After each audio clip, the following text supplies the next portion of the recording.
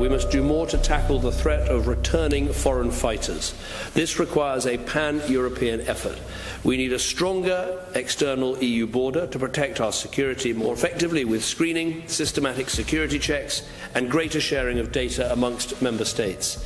We must, without further delay, finally agree the rules that will enable us to share passenger name records.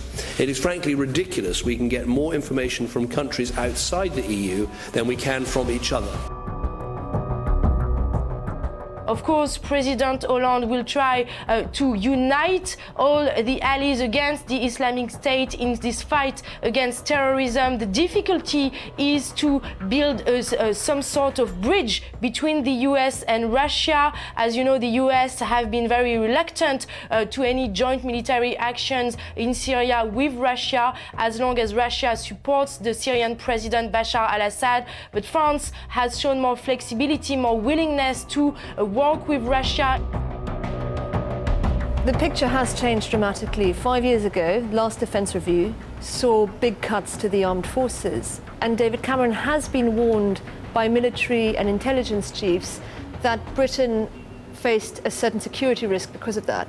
He's also got to make the case for airstrikes in Syria, and he cannot be seen to be doing that while cutting back defence budgets. So he's boosted equipment by 12 billion. Yep. He is making sure that they can deploy new rapid response teams. The focus is very much on preventing terror at home, but also abroad.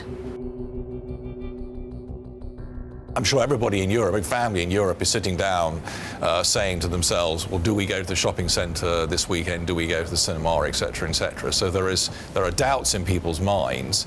And then on, again, a more obvious level, the tourist industries are going to be impacted. There'll be less overseas visitors coming to Europe.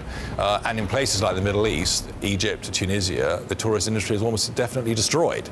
So it's a little bit of a balancing act at this moment in time, which is why the markets seemed to shrug things off last week.